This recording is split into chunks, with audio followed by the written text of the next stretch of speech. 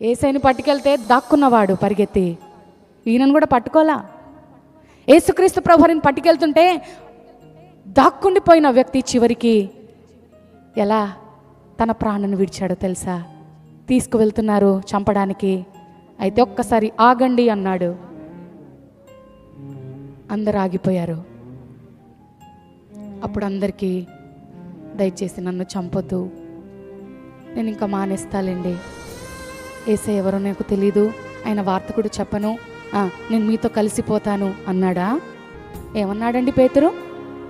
దయచేసి నా రిక్వెస్ట్ ఒకటే, యేసుక్రీస్తు ప్రభువారికి సిలువ వేశారు, అయితే అంత యోగ్యుని నేను కాదు, అంత అర్హత నాకు లేదు.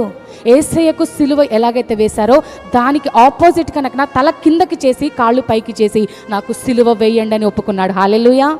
వాళ్ళని బ్రతిమాలాడండి. యేసయ్య అంత యోగ్యుని కాదు, ఆయనకు సిలువ వేసినట్లుగా వేయించుకునేంత యోగ్యుని కూడా కాదు. ఈ పనికి మాలిన వాడిని తల క్రిందులుగా చేసి ఆయనతో సమానంగా కూడా చూసుకోవడానికి ఊహించుకోవడానికి కూడా ఇష్టపడలేదు పేతురు.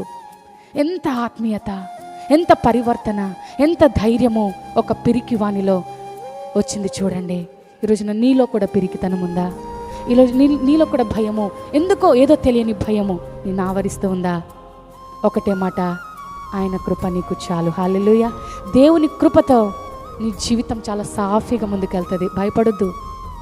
ప్రభు అంటున్నాడు, భయపడకు, నేను నీకు తోడై ఉన్నాను.